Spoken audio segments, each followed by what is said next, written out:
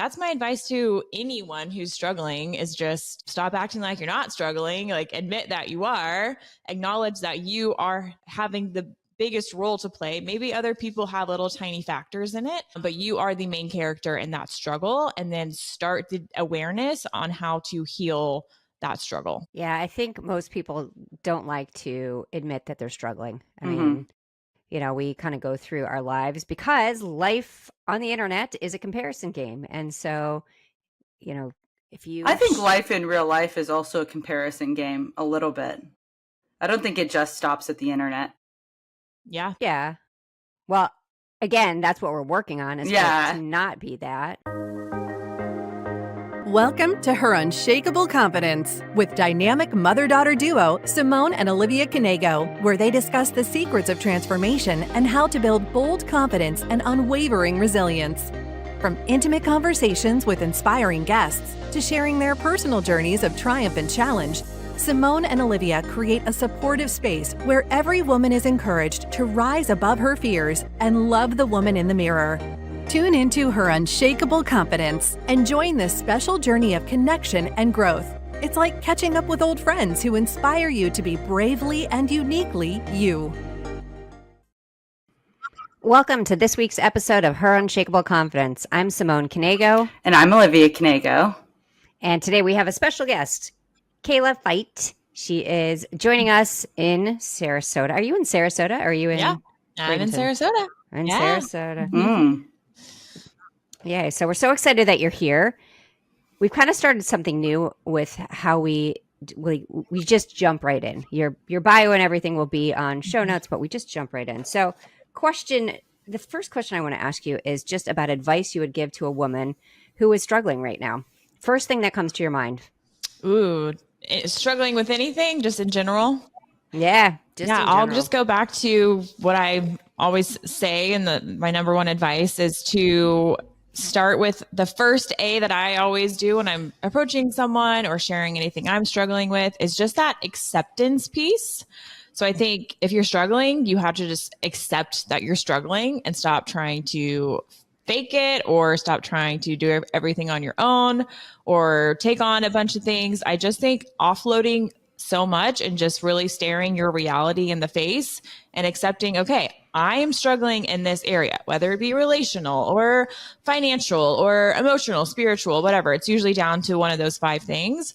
But I would say start with accepting where you are and stop trying to act like you're not there and just accept reality. And then the second piece, I love this question because it's like diving right into everything that I talk about. The second piece would be to look at what you just accepted and then look at the role that you are playing in that.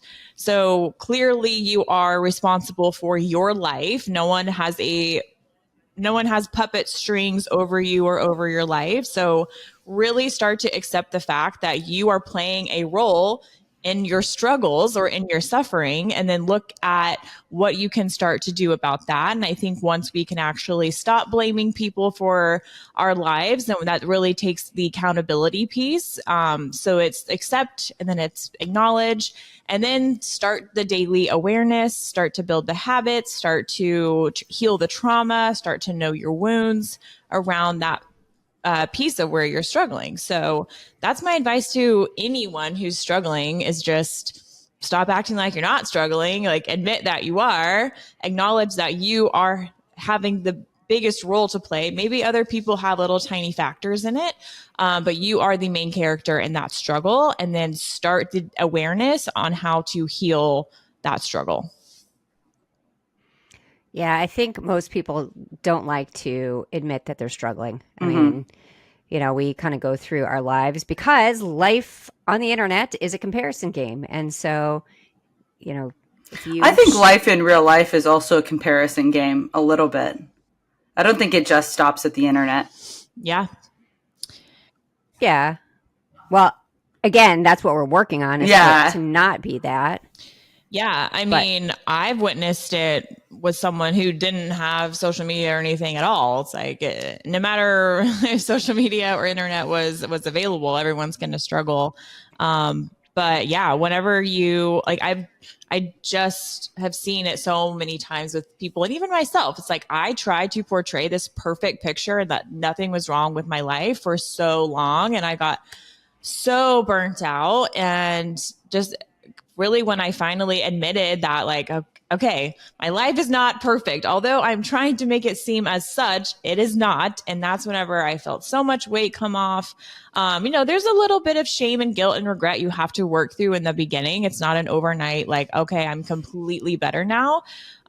For me personally, I had to work through a lot of shame and guilt with, just even admitting that you have made mistakes or that, hey, like, I know I've been saying this over here, but really over here is what's going on actually in the background. So that had a lot to do with that relationship I was in. But whenever I started therapy and I just really broke down the walls of my own life, and that was the first, obviously, piece to accepting I needed help, then that's when my life started to change.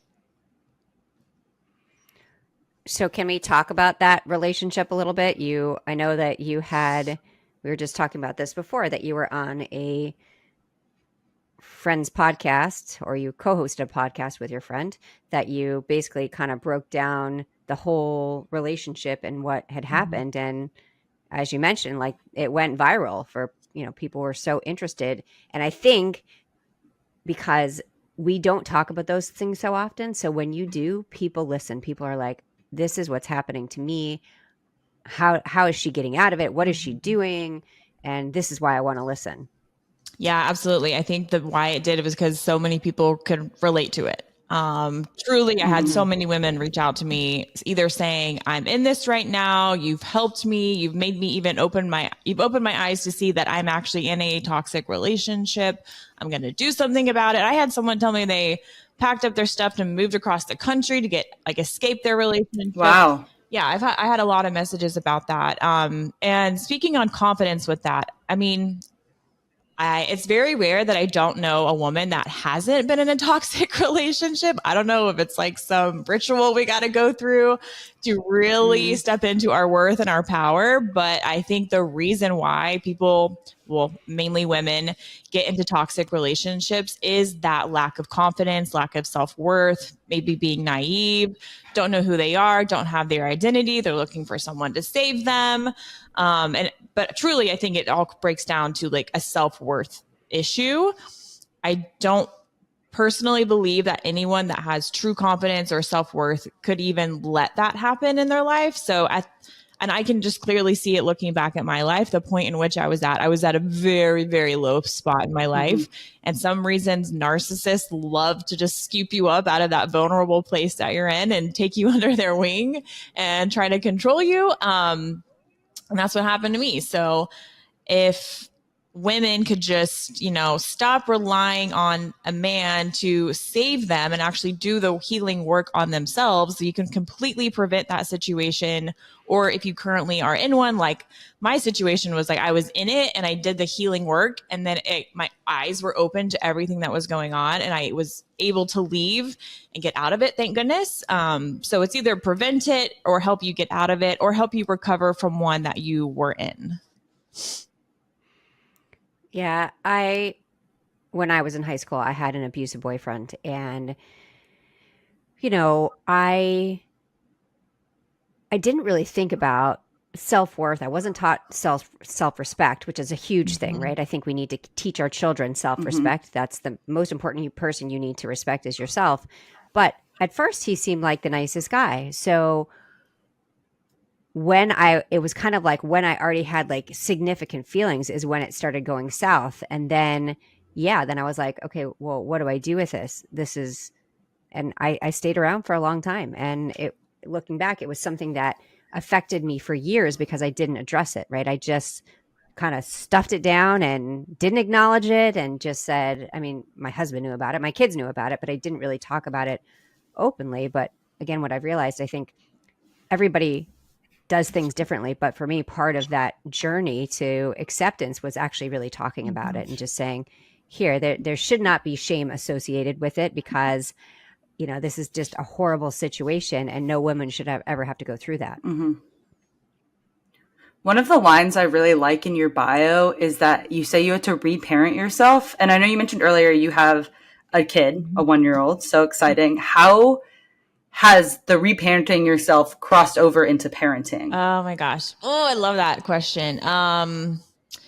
If I would have had a baby before I reparented myself, it would be a totally different story on how I was raising this child. I started to reparent myself when I was 30, and that basically looked like giving myself all the emotional tools and knowledge that my parents did not give us, which I love that you guys are doing this together, by the way. I think it's so awesome. And had I known what you at this age, I probably would have been a lot farther in my life. But yeah, that's again taking the responsibility of like, I don't have these tools. I was not taught these tools. I am going to have to take it upon myself to learn them. So that's what I've been doing the last 4 or 5 years, is just really giving myself the emotional tools. I was very blessed growing up, having all my physical needs met. We had clothes, food, shelter, vacations, cars, all the things. But when you are out of your parents' house, you are in adult life, you are experiencing real life, you need emotional tools in order to navigate life and everything that comes with it. So I've reparented myself. I am totally going to do things, not everything or 100%, complete opposite of what they did. But I just know now, like, okay, this affected me so bad as an adult. Like, I'm going to make sure to give my child the tools he needs to not ever have to experience it, or, not to say never experience it. He still might. But I think one of the best things about my husband, and why I'm so glad that he is the parent of my child, is that his parents and dad really stressed like individuality with him. And that's not something that I was given. It was very much like, you need to be like this. You need to look like this, act like this, dress like this, talk like this, whatever. And his parents very much were like, dude, you're the shit. Like, you're the best. Like you are where it's at. Like, you are, whatever you think is cool is cool. Like, don't not buy those shoes because someone's going to make fun of you. And he really stressed, like, if you think it's cool, it's cool. And so I've had to learn a lot from Tyler of just like, I'm an individual and I have my own like creativity and my authenticity. And like, I am one of one, basically. And so I really think we're going to be really good at just, encouraging Tyson not only to express his emotions, express his feelings, not put him in such a box or a pigeonhole. And again, just encourage him to be like emotional and share his feelings, and in both negative and positive ways. And again, I've learned all that through therapy, my own healing journey, and then also like being with Tyler has helped me a lot. So that's how we're doing things different. I wonder, like, when I think about it, how different kids will be moving forward. Because when I look at my parents, the way they were parented was, you don't tell anybody about any struggle. You just follow the road. You do it a certain way. And, they grew up, they were born in the 1930s, right? I mean, completely different time. And so when I was a kid, it was always like, well, what will other people think? And trust me, I had great parents. I mean, my mom is still alive. She's wonderful.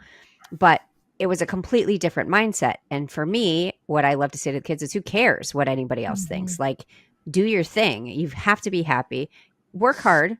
I mean, but choose things that you love to do. And it's okay to change your mind. All these different things, where for me, when I was younger, that was not, it was like, you got to follow this path. You're going to be an accountant, a lawyer, or a doctor. And I failed out of organic chemistry, so I couldn't go to medical school. Therefore, I had to become an accountant. So that's kind of what I did. But I think that I'm curious what your thoughts are. Like, my youngest kid is 17 now. So, but parents that you hang out with, do they have a very similar mindset to you? Or are they more like, we have to do things a specific way? The baby has to lie on his back. The baby has to lie on his stomach. Like, what's your take from other parents? A couple things on that is, there's many downfalls of social media and everything being so out there. But I do think a positive is it is more mainstream now to talk about therapy. I'm in therapy. Like therapy is actually really cool these days, apparently. Yep. Obviously not everywhere. It's still probably a little bit taboo. But I think my algorithm's probably very much like, show me all the healing and therapy. So there's that. So I think that's cool because definitely that wasn't a thing back in the day. And actually it's really cool that my grandmother, who is my mom's mom, my mother passed away. And so my grandma lives down the street actually, and she's actually watching Tyson right now as I do this. But what's cool is that she's just openly said, and she's like the most transparent person you'll ever meet, but she has said like, I didn't know all the things I know now when I was raising my kids. And she's so self-aware now, but obviously if she could go back, she would probably do it differently. And she will openly say like, it's just not how it was back then. And I know so much now, like she's almost 84 and she's like, I just wish I could have known what I know now back then to raise my kids different. Just a little like side note is that she had 2 kids, my mom and my mom's brother. On her side, there's a lot of mental illness. There was, I think, 4 suicides on her side. And my uncle tried to commit suicide. And then my mother actually did take her life. So I just think maybe that would have helped play a factor in their upbringing as far as like, because my mom just had a lot of shame and she just tried to be perfect all the time. And so I just think, maybe that would have been a little different had that generation known differently. But back to your question, my friends that are parents, I definitely but I associate a lot with people who obviously are on the same wavelength as me and think the same. I only have like 2 or 3 trusted moms who I do go to for advice that I know that we align on so many things as far as, medicine or doctors or food or habits or, the way we raise them. So I have like 2 or 3 trusted friends, and then I really don't take advice from anyone else that I know would think differently. But yeah, I think moms these days, there's still a lot of work to be done, but I think they are becoming more self-aware. There's the whole like gentle parenting thing. I haven't really quite got to that phase yet, but I'm not really sure how I'm going to navigate that. But I just want there to be a lot of transparency in our family. I think with my family, like you just said, it was just so like, we don't talk about anything bad. We don't talk about anything that's other than it's very surface level. Like, what's for dinner? What sports we got going on? Like, do you have any homework? And then just never went anything deeper than that. So I just want there to be a lot of like depth and transparency in our family, and like nothing is off the table. You can tell me anything and I will not judge you. I will still love you. So that's really my advice to people, is to just not shame your kid or not make them think you can't tell them anything. One example, sorry, I'm rambling, but one example I have is like in high school, like I just could not tell my parents anything. I started to lie more. Obviously, it's like, I'm going to lie if I can't tell you the truth. So I lied. I did things. I said I was doing things I wasn't doing. Anyways, I was at like a small house party, and this party ended up getting like robbed, and they had like a gun. Wow. Yeah, they had a gun. And so once we saw the gun, everyone ran and fled. And I like sprained my ankle because I was wearing wedges. I was like, why was I wearing wedges at a house party? And anyways, like I didn't tell my parents because I was more terrified of telling my parents than what I had just witnessed. Like I was terrified to tell them that I was at a party, because I knew it was going to be like, well, why were you at a party? Just stuff like that. It's like, I shouldn't be scared to tell the people who I'm supposed to trust the most with like information like that. So eventually I did tell them, and it was all good and whatever. But again, it was just like that shame piece. And so I developed so much shame in my life. That's been the biggest emotion I've had to overcome, is just shame, because I was never directly told like you're shameful, but like body language and like not being encouraged to express your feelings, you build up shame. Absolutely. So can we revisit what you kind of said almost in passing about your mom committing suicide? Because I did not know that piece. Yeah. So yeah, and it's a very, very, very long story. This could be like a lifetime series. I feel Yeah. like. But just kind of cliff notes, I guess. I have 3 siblings. Growing up, like I said, like my parents were amazing parents as far as taking care of us. My mom got to be a stay-at-home mom. My dad worked. He was an entrepreneur. He did very well. He was like very financially well off. And we were like, not like super wealthy or rich or like anything like that, but we were just like upper middle class, like had a nice house, semi nice cars, whatever. But my mom didn't ever have to work. Fast forward, all of the kids are grown and out of the house. And obviously, this is all in hindsight and reflecting back on my parents' relationship. Because growing up, I aspired to be my parents. Like, I thought they had the best relationship. But looking back, I can now see differently is that they just weren't emotionally deep individually or together. It was just like, let's take care of the kids, let's take care of the house. We don't really have like a deep, deep, deep connection. And so when all the kids were out of the house, they were grown, they were all in college, whatever, married, getting married. It was just my dad and my mom. And I can't tell you exactly what happened, but my opinion is just that my mom really started to lose herself because her identity was being a mom and being a wife. And my parents started to have problems. There was like mental illness going on in the house. Just a lot of dark stuff for a couple of years. My dad ended up getting like severely mentally ill. Then my mom got mentally ill, which to me personally, side note, I just think it was a lot of unresolved trauma that never got dealt with. And so I think over time for years, this went on for like a year and a half, 2 years, when my mom she just didn't have an identity other than, well, my kids don't need me anymore. My husband is like mentally ill and saying he wants a divorce and all this. I just think she was like, there's nothing else for me in this life other than this, and it's gone. So she just got very depressed, physical anxiety, was constantly like, just had so much physical symptoms. She would like rub her neck all the time like this, like, yeah. So for a couple of years, it was just like, we didn't know what the heck was going on in our family. It was the weird, like we went from this perfect, everyone wanted to come over to our house. Like we had so much fun. We had a pool. It was just like the best upbringing. And then to like, no one came over. The house was empty, dark, very cold. My parents were like so sick. They would stay in their rooms. They were depressed. And then my mother, she just multiple times she would leave the house without her phone. And we would always kind of be like, well, she's not really great mentally. Like, I know I had to have the cops called on her multiple times. And then one day it was June 21st, 2015, which happened to be Father's Day. She left the house and we kind of just didn't think anything of it because she'd always come back like a puppy and be like, well, she's gone, but she'll come back. She left her phone at the house. And my little brother and little sister ended up getting on the computer and tracking my dad's credit card. So we saw that she had checked into a hotel like around like 4 or 5.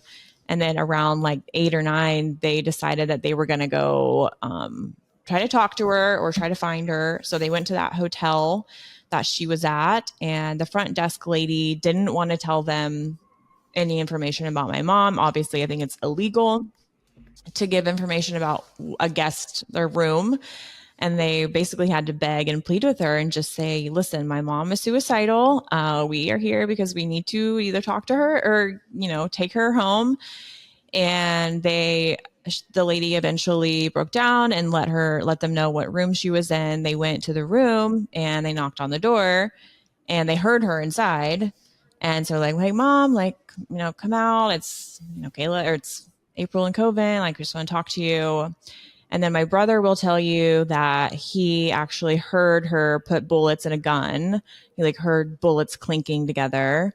And then the next thing you know, within 30 seconds, there was a gunshot and they ran down the hall, got in the elevator, went down to the front desk person and told them what happened. And she ended up taking her life in a hotel with my little siblings outside the hall.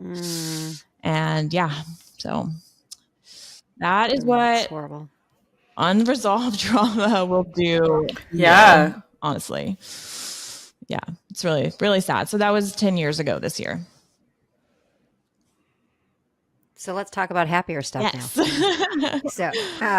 So let's talk about what you do now. And I would love for you to tell your wedding story because, Florida is such a great place to get married, especially during hurricane season. We'll start it like that. You want to talk about the wedding? Yeah, let's talk about the wedding first, and then we'll go on to what you do. Yeah, so Tyler and I, we met in September of 2020, kind of started dating December 2020. And we've been together ever since. We were together 2.5 years, and then we found out we were pregnant. So got pregnant first, but did things a little backwards. Got pregnant, and then we got pregnant in June, July. So the next year, we obviously wanted to get married and stuff. We knew we were going to be together forever, but we wanted to get married on 10/10. Which is both of our favorite numbers. So we always are like, we have to get married on 10/10. Well, 10/10/2024, I was pretty pregnant. And I was like, listen, I'm not getting married in a wedding dress with a big old bump. So we didn't do it that year. And then we had the baby in February 2024. I'm sorry. So I was pregnant 2023, sorry. And then had Tyson in February 2024. So this coming up October, I was like, okay, it's perfect. We can plan a wedding now. We have a baby. I'm not pregnant. We have 5-6 months to plan it. So we had a 100-person wedding planned on Siesta Beach. We had the location. I'm not a super big wedding kind of person, so it wasn't going to be anything fancy. But the most thing we were excited about was just we had a lot of people flying in. My whole family from Oklahoma was flying in. All their kids were going to be in the wedding. Our friends were flying in. Our friends here were going to come. And yeah, about a week out from the wedding is when all the storms started rolling in. The biggest hurricane, I think, to date, or maybe the top 3, I don't know, was rolling in right into Siesta Key, on the day of our wedding on 10/10. I remember my little brother was the first to call me 5 days out maybe. And he told me they weren't going to come. And I was like, oh my gosh. So at that point, I'm just thinking they're the only ones going to miss the wedding. And I'm like, dang it. I'm so sad they're going to miss. And then people start dropping like flies because they're seeing the flights, they're seeing the weather.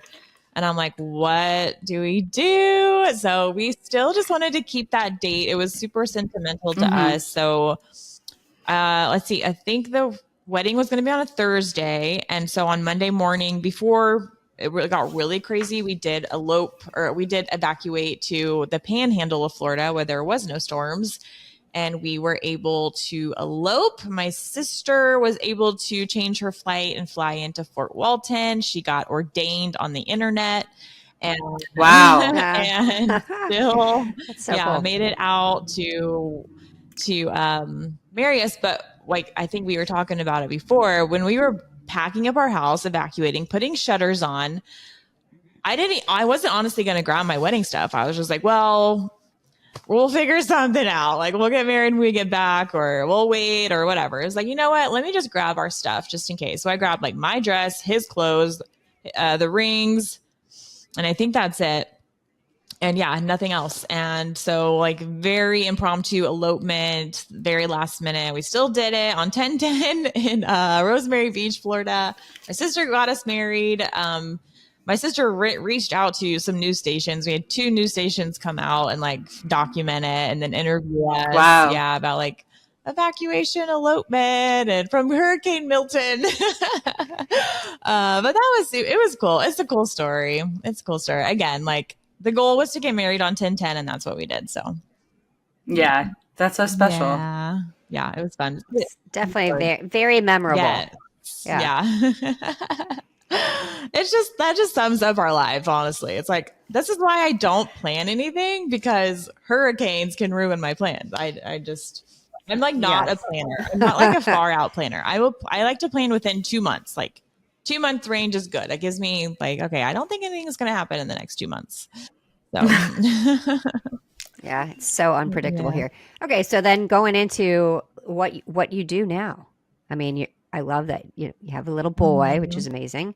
So, and I know you're super into fitness and would love to hear about more about what you do. Yeah, I think what I do now has been a journey, and the last 10 years, honestly, has led me to where I am now. After my mom passed away, I spent about 2 years just like deflecting it and denying it and not actually facing what happened. Again, going back to my acceptance piece of just like, because I didn't know how to talk about my feelings, I just swept everything under the rug. It was like, well, that's life. And oh, well, it happened.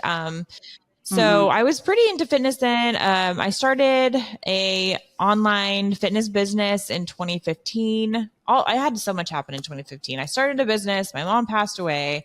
I had just gotten married. I've been married before. I don't know if you knew that. So I have been married and divorced before. And so I started an online fitness business. Then I did personal training. I did that in Oklahoma for a couple of years. And then I moved to California because I wanted to get more opportunity with health and fitness. Did that for 3 years. Had some pretty cool opportunity. That's when I got into my horrible relationship. And then when COVID hit is really when I started to do the healing work on myself. And so through that journey, I kind of turned fitness, health and wellness coach, nutrition, fitness model, sponsored athlete into more like a holistic mental health advocate who loves to share about emotional health, because at the end of the day, you can have a rockin' bod, but not have a rockin' mindset. And you actually need your mind more than your body. So through my just journey and experiences, I've just shared so much through the podcast. I started Habits You Love podcast actually about 3 years ago around this time.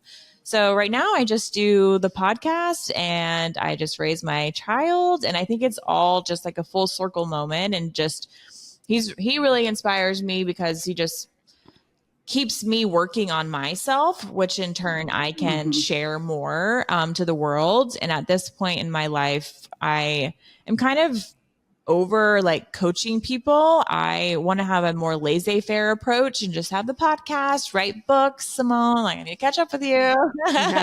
Write books, do speaking engagements. And like, I kind of just want to have this like laissez-faire, inspirational approach to helping people as opposed to like coaching one-on-one or anything like that. So that is what I do.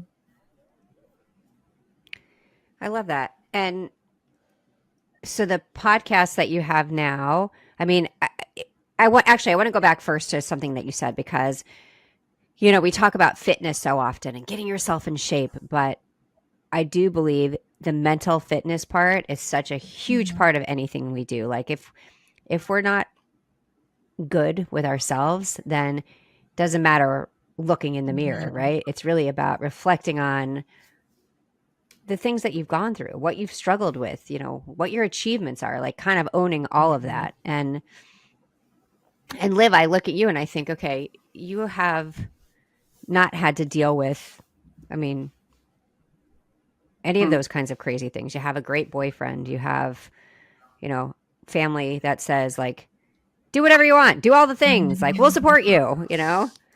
I mean, is that like do you sometimes think like, wait, I need some drama, I need some, you know? No, do you I think that it just shows that regardless of everything I have, I still struggle.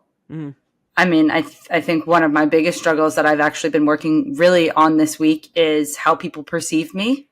And just realizing, A, it's not usually they don't even care, and B, why does it matter? And I mean, I've been given every resource. I'm in regular therapy. I have been for a while now, and I still struggle. And I think that that's the important part that I want to highlight is that no one's going to be perfect, and it's always going to be an uphill battle. And some weeks are a lot better than others. But I mean, I think like mental fitness is the same as physical fitness. It's something that you don't just, once you hit your goal weight, you're not just done. And it's once you hit your goal mental health, you're not done. It ebbs and flows just like everything else. And it's a constant work, constant battle, honestly.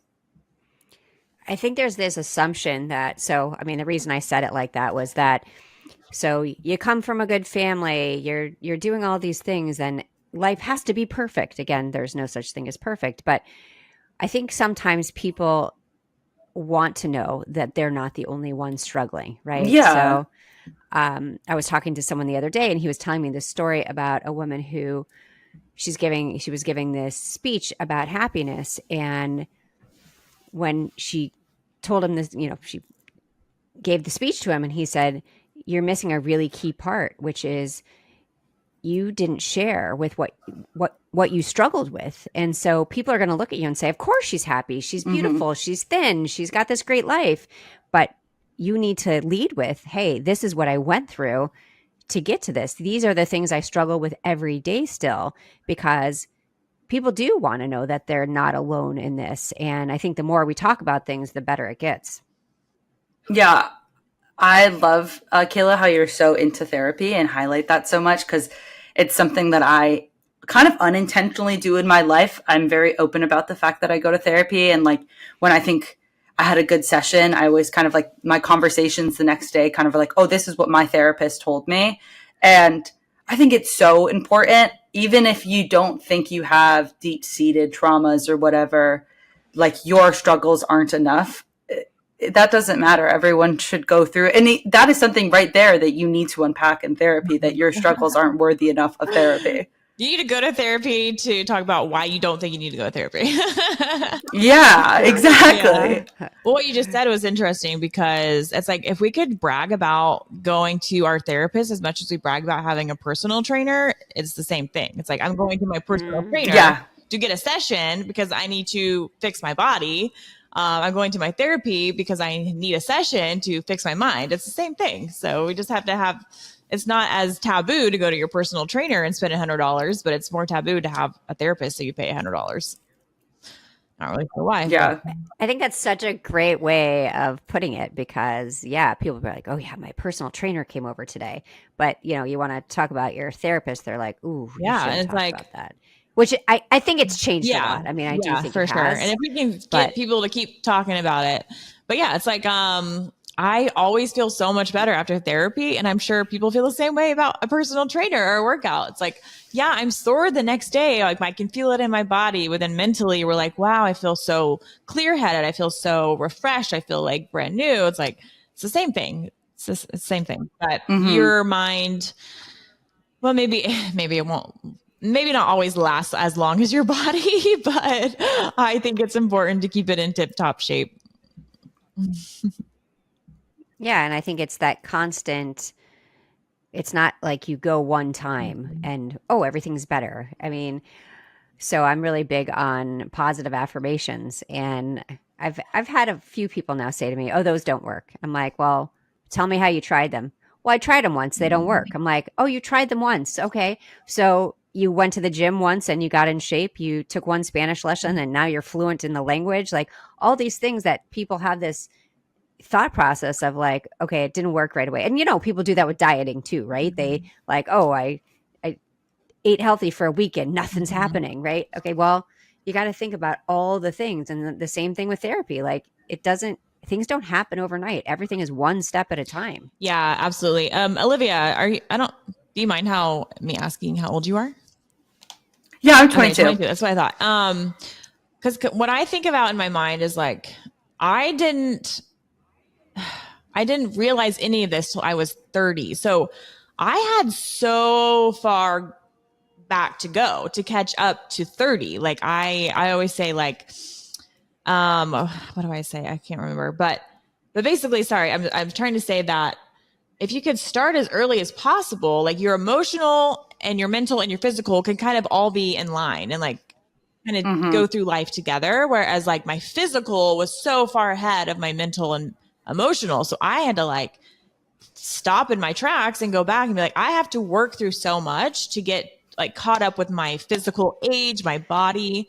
But if I had done this when I was 15, 18, 20, then like, I feel like I would just be like in line, if that makes makes sense, if that's a visual. So for 22, sure, you're like, yeah, I'm going to struggle my entire life probably, but I have the awareness to like, okay, I'm struggling with this. Let me work on this. But for me, I built up so much that like I had to unpack a lot and I had to work on one thing. And then I was like, okay, I got that done. All right, what's next? Like work on that thing. Whereas I would have rather just worked through it in the moment as opposed to it building up like a mountain that I had to overcome. And I think there is kind of, it's lessening, but still a sentiment, especially around like males my age, that like I'll put these problems off later. Like, so I'm in law school right now. And so a lot of what I talk about in therapy is like my struggles with that. And a lot of it is like the social anxiety that comes with that. But I think a lot of people my age have the mindset, well, these problems won't exist 3 years from now when we're out of law school. Therefore, I'll just wait until I'm out of law school and then we won't have them anymore. And I'll just wait until I'm out of my 20s and more stable, and then I won't have the problems that I currently have. But that's not how that works. You're just building up. You're probably going to have those problems and different ones. You're just building up 3 years of work that you're going to have to unpack later. Yeah. Yeah. And I think one of the things I like really am trying to do right now is like people are employed in their fields for a reason. And you should like pay the people that have been doing the training to like help you in these fields, whether that's, you know, a personal trainer or like going to a doctor instead of like using Google. And part of that is also going to therapy instead of, oh, I don't need to talk about it. Or like you get drunk once every month and just like have a breakdown instead. Because I think that's what a lot of people my age do. Like, unfortunately, so. Yeah, they like is that you just bottle it all up. They unleash it whenever they feel vulnerable in that moment where their emotions are, you know, they're more vulnerable when you're drunk and you're willing to say whatever. And then when you're drunk, you're like, well, I don't know, just kidding about that. No, that's not legit. Yeah, and I think people my age really try to, especially if you, like, I was raised an open book. I'm one of the most open people I know. I'll talk about anything, everything. It does not matter to me. And if you weren't raised like that, or you don't necessarily have the confidence to do that, you wouldn't even think of starting to talk to someone about it. And I think therapy is the best way to do that, because I always thought of it as someone that actually wants to listen to your problems versus just venting your friends, and someone that has like an unbiased perspective and can actually like call you on your shit. Absolutely. Yep. And it's become so much more accessible now. I just love therapy. I could rant about it for hours. I do too. Like, yeah. I mean, I just got like, for my sessions, they're $20 a session now because of insurance. And even if you don't have insurance, like BetterHelp is out there. There are so many more accessible resources that I truly think like every listener should be in therapy. Yeah, absolutely. I think just talking about off of your chest, because like my therapist, she'd be like, you look like a different person than when you walked in. Like your countenance, your eyes were black when you walked in, you were pale, and now you're glowing when you leave. Like just getting it out of your body is so important. So important. And we're so used to stuffing things down, right? I mean, but Olivia, I want to bring up a point to you before, because I know we're getting close on time, but you, what you said a couple weeks ago when we were talking about self-care, and you're like, I'm going to wait. I'm not doing anything for myself right now. I'm like saving it for spring break. Yeah. And then I had a breakdown. Okay. Dude, so we had that whole episode where I was like, I can't do that anymore. Right. And so the same thing with talking to other people, like why therapy is so important when you're younger, so that you're not holding all these things in and then everything's just going to explode out, right? You're like every day and what I loved what Kayla said, you're working on it in the moment. You don't have to go back to when you were 13 years old and this happened. Like you're working on it in the moment, which I think is key. And yes, everyone listening should be doing this. So I just released an episode on triggers. And I think when you do wait that long, you will start to notice you are experiencing triggers. So that is a big part of therapy, is just like, why do I react this way when this thing happens? This is a pattern of my life. When this happens, I either like shut down, I withdraw, I get physical symptoms, I cry, I get emotional. So I think triggers are a big piece where you could just start to understand yourself and get curious. Like think about when you get the most worked up, when your emotions are really heightened, and be like, that is a trigger, which means that is a unhealed wound, which means it stems from childhood. Literally just start there.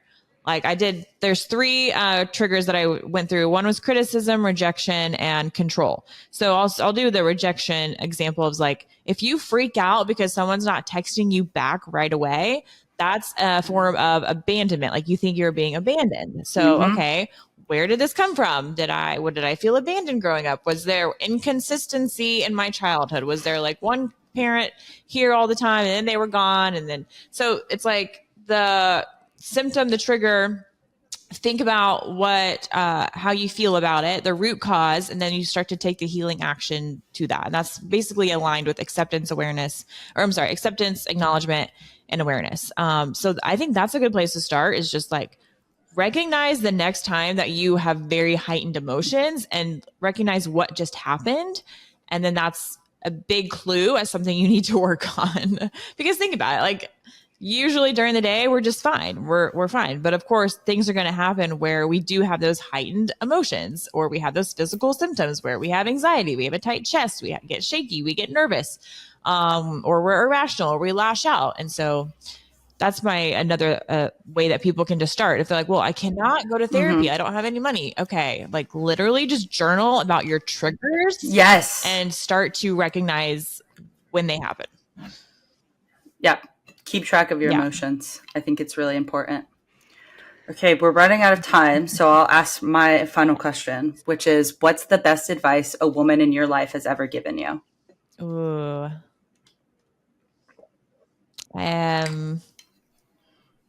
Okay, I know you asked me this before the form, and now I can't remember what I said.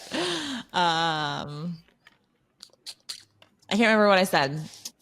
Should I look it up? It can be anything. Yeah, it can be anything. Well, I mean, I really don't. I don't know.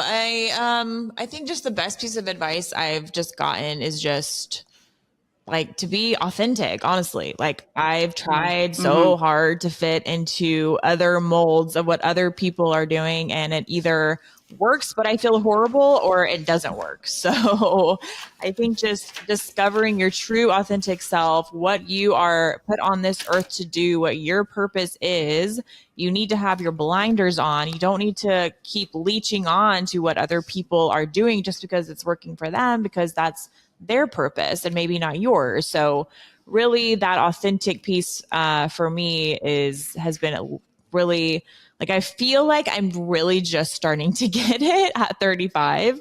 I will say, I don't think, I even started the process again, like 4 or 5 years ago. So I think of myself almost as like a 5-year-old in a way. Like I picture my birth as when I started to do the healing work. So I can't sit here and be like, yeah, I'm 35, but it's like, really, I'm really only like 4 or 5 because I've only had these tools for that long. Whereas if I would have had it when I was 20, 22, I could look at my life and be like, okay, I should probably be farther than that since I've been doing this for 10, 15 years. But so I had to give myself grace, and just, again, I feel like I'm just now really stepping into that authenticity and being more confident and going after things without so people pleasing or perfectionist, or being like, what are people going to think? Or like, or this isn't what I've been doing the last 10 years. I think that's a big one for me, is like, how will people react when I like change what I'm doing? Like you kind of said, how will people perceive me?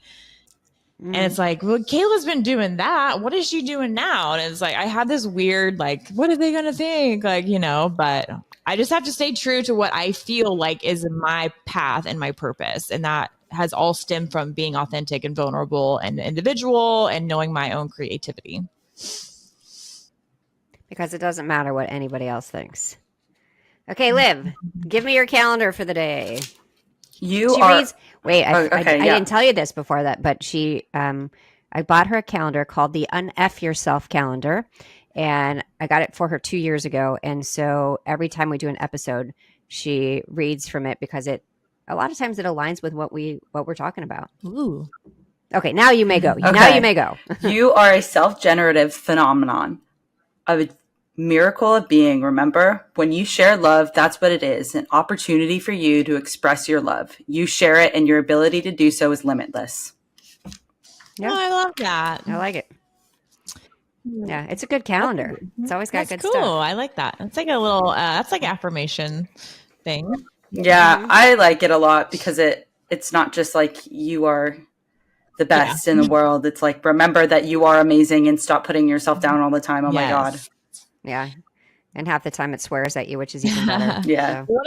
One last thing I want to say about, I kind of just touched on it, but you had said you're scared of how people will perceive you. I always think back, like, am I spending my day perceiving someone else? No.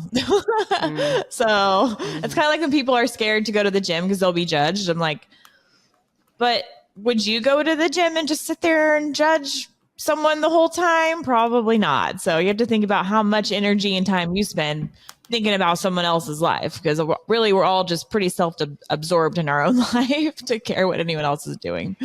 That's what I always do. Yeah. There was a time where I remember I was sending an email for something and the person didn't respond. And so I was saying to my husband, oh, I must have offended them. I must have done this. I must have done that. And he's like, Simone, they're not even thinking about you. Like, they probably didn't even see the email. You're like, you're so caught up in this. And, he was absolutely right. They're not thinking about me. They don't care what I'm wearing to the gym. They don't care what my hair looks like. Like, nobody's out there just going, oh, I'm going to judge everybody I see today. Like, no, we don't. We trust me, people do, but that's not how we go around living our daily lives. So, yeah. Okay, so where can people find you? Yeah, so I am actually trying to get a lot better at TikToks because it's way better than Instagram right now. So I'm on TikTok at Kayla Fite or Habits You Love, Instagram Kayla Fite or Habits You Love. Currently redoing my website, so that's down, but it's either KaylaFite.com or HabitsYouLove.com. Everything Kayla Fite or Habits You Love. I see a theme. Yes. So any socials, YouTube, Facebook, that's what you can search and you'll find me. Yeah. Fite. Awesome. Fite. Yes. Perfect. And we'll have all the information in the show notes as well. Okay, our confidence tip of the day. Confidence doesn't start with I'm ready. It starts with I'm willing. Willing to show up, willing to try, willing to be seen, even when it's messy. The more you practice willingness, the more confidence follows. Always remember, you are unshakable. Thank you so much for joining us. Bye, guys. Bye. Thank you for listening to Her Unshakeable Confidence with Simone and Olivia Knego. We hope this episode has made your day just a little bit brighter and given you the inspiration you need to confidently go about your week. Always remember to be authentically you. Don't forget to like and subscribe so you never miss an episode. And feel free to connect with them on Instagram at Simone Knego and at Olivia Knego. Till next time.